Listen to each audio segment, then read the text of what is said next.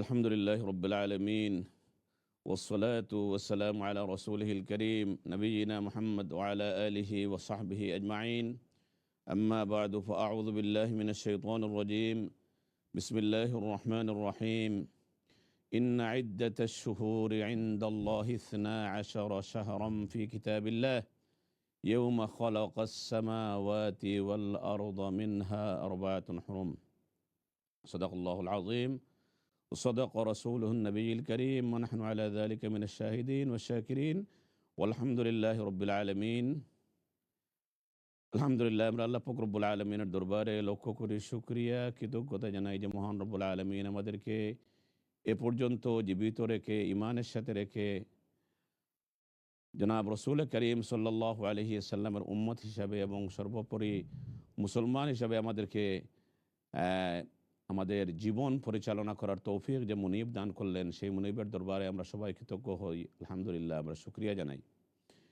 এই মুহূর্তে দূরের কাছের দেশে বিদেশে বসে ইসলাম চ্যানেল বাংলা কর্তৃক আয়োজিত এই ইসলামী জিজ্ঞাসা অনুষ্ঠানটি যারা উপভোগ করতেছেন, সবাইকে আমি শেখ আহমদ হাসান অন্তঃস্থল থেকে আন্তরিক মোবারকবাদ ও শুভেচ্ছা জানাচ্ছি। বন্ধুরা, আমরা খুবই গুরুত্বপূর্ণ, খুবই মহাম্বিত একটি সময় আমরা অতিবাহিত করতেছি। কারণ আমি যে আয়াতটি তিলাওয়াত করেছি প্রোগ্রামের শুরুতে, আল্লাহ পাক রব্বুল আলামিন বলতেছেন, ইন্না ইদ্দাতাশ শুহুরি ইনদাল্লাহি 12 শাহরাম ফি কিতাবিল্লাহ ইয়াওমা খালাকাস সামাওয়াতি ওয়াল আরদা মিনহা আরবা'তুন হুরুম।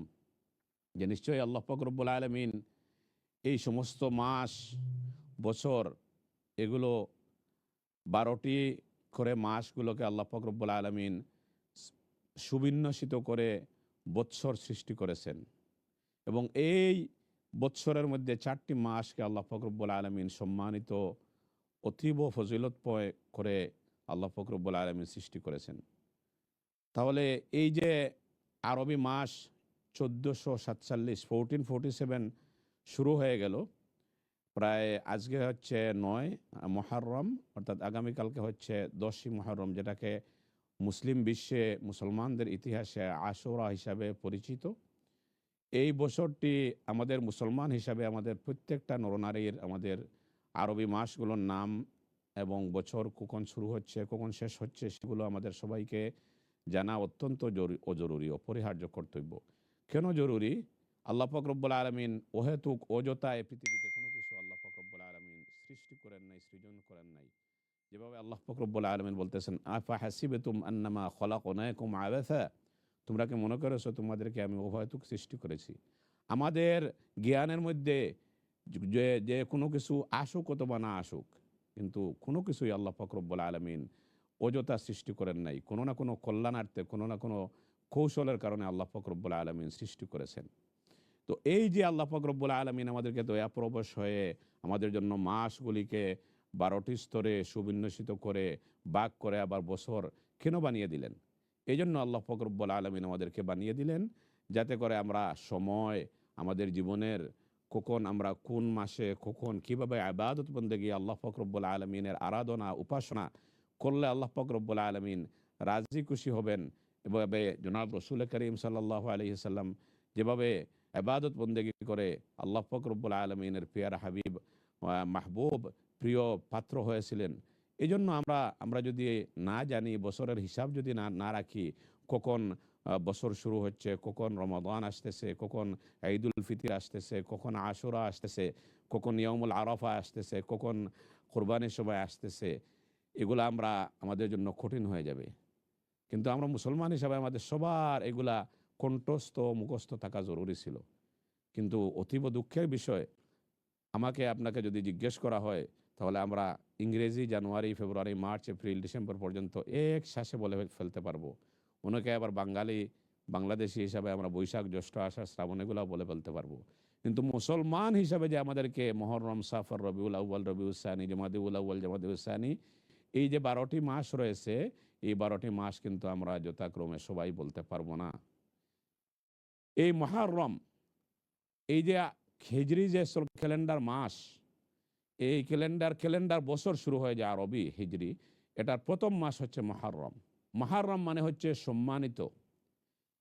এজন্য আমরা বায়তুল্লাহকে মসজিদুল হারাম বলা হয়, অর্থাৎ সম্মানিত মসজিদ। ঠিক এইভাবে আরবি বৎসরের প্রথম যে মাসটা, সেই মাসটাকে সম্মানিত মাস হিসাবে ঘোষণা করা হয়েছে। এই মাস, মুহররম মাসের অনেক তাৎপর্য, ফজিলত, ঘটনা রয়েছে। বিশেষ করে এই মাসের যে 10 তারিখ, যেটাকে আশুরা বলা হয়, আশুরুন অর্থ হচ্ছে আশারা মানে হচ্ছে। আমাদের সাথে একজন কলার রয়েছেন, ইনশাআল্লাহ তারপর আমরা আলোচনায় ফিরবো। আসসালামু আলাইকুম রহমতুল্লাহ। জি, জি, জি উস্তাদ, ওয়ালাইকুম সালাম রাহমাতুল্লাহি ওয়া বারাকাতুহু। উম আমি এই চ্যানেলটা বেশি দেখা পড়ে না, এখন পাইছে। জি বোন, আমার ২-৩টা কোয়েশ্চেন আছে আপনার কাছে। জি বোন বলুন, ইনশাআল্লাহ আপনার কি কি জানতে চান? উম আমি কোথায় করছি, আমি শাহ সুলতানা। আমার হাসব্যান্ড অসুস্থ, উনার স্ট্রোক হয়েছে, উনি 70 ওভার। জি। উনার রোজা রাখতে পারছেন না ২ বছর যাবৎ। তো হুম। আমি কিছু ফিদিয়া দেওয়াইতেছি বাংলাদেশে। যে কিভাবে উনার ফিদিয়াটা কিভাবে আসবে, যদি কাইন্ডলি আমাকে একটু রোজার যেটা রোজা রাখতে পারেন না।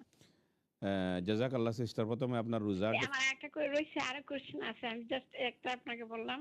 জি তারপরে আর আরেকটা হলো যে ওই যে আমাদের এনটিভি চ্যানেল আছে, আমি আপনার কাছে জানতে চাই কাইন্ডলি যে ওরা যে কি বলে জানে, এনটিভির জন্ম তারিখ, জন্ম বার্থডে করে তো কেক কাটাকাটি, ওগুলো যে ওনারা করেন, আর উনি যে চেয়ারম্যান মুসাফিকার হিসাব, উনি তো পরেশগার মানুষ, এতগুলা গোটা করে যে ওরা জন্ম তারিখ পালন করেন, শিবির, এগুলো কি আমরা শরীর মুসলমান হয়ে যে মুসলিম, কাইন্ডলি আমি আপনার কাছে একটু জানতে চাই, একটু ক্লিয়ারিফাই করবেন। জি জাযাকাল্লাহ সিস্টার, প্রথমে আপনার, বুঝছেন আপনি? ৩ বা একটা করে জি জি বোন, প্লিজ, আমি অনেক আমার দিনে জন্য লাইন আমার পাইছি। জন্য সুবিধা হবে উত্তর দিয়ে দেই, তারপর আপনি ইনশাআল্লাহ বলবেন। তো আপনার যে প্রথম যে হ্যাঁ, প্রশ্নটি করেছেন, আপনার স্বামী হুম। অসুস্থ, উনি 2 বছর যাবত রোজা রাখতে পারেন না। দোয়া করি আল্লাহ পাক রব্বুল আলামিন তাকে পূর্ণ সুস্থতা দান জি, করুক। উনি নার্সিং হোমে আছেন। উনার পেনশন দেয়। জি, উনি ওইটা দিয়ে আরকি উনারা লুক আফটার করে। হ্যাঁ। জি আপনি টিভির ভলিউম কমে উত্তর শুনুন ইনশাআল্লাহ। তো রোজা যদি কোনো কারণে যদি কেউ না রাখতে পারে, তাহলে আল্লাহ পাক রব্বুল আলামিন কোরআনের মধ্যে বলতেছেন, যে আয়াতে কোরআনে রোজা রাখার জন্য ফরজ করেছেন, সেখানে ফামান কানা মিনকুম মারিদান আও আলা সাফারিন হুম, ফাইদ্দাতুম মিন আইয়ামিন উখার, যে তোমরা যদি রমজান মাসে রোজা না রাখতে পারো অসুস্থতা জনিত কারণে, মুসাফিরের কারণে, তাহলে তোমরা অন্য সময় রাখবে। তারপর বলতেছেন ওয়াইন কানা মারিদান ফাইদ্দাতুন মাআল্লাযিনা ইউতিকুনাহু ফিদিয়াতুন তাআমু মিসকিন। এবং এইভাবে যদি অসুস্থতা হয়, যেটা কোনোভাবেই আর সুস্থতার দিকে যাচ্ছে না, তাহলে তোমরা প্রতিটি রোজার বিনিময়ে একটা ফিতরার সমান ফিদিয়া দেবে, অর্থাৎ গরিব মিসকিন যাদেরকে জাকাত যাদেরকে দেয়া যায়, এরকমের গরিব মিসকিন ফকির যারা অসহায় রয়েছে, তাদেরকে প্রতিটি রোজার বদলে একটি ফিতরা সমপরিমাণ টাকা পয়সা তাদেরকে সদকা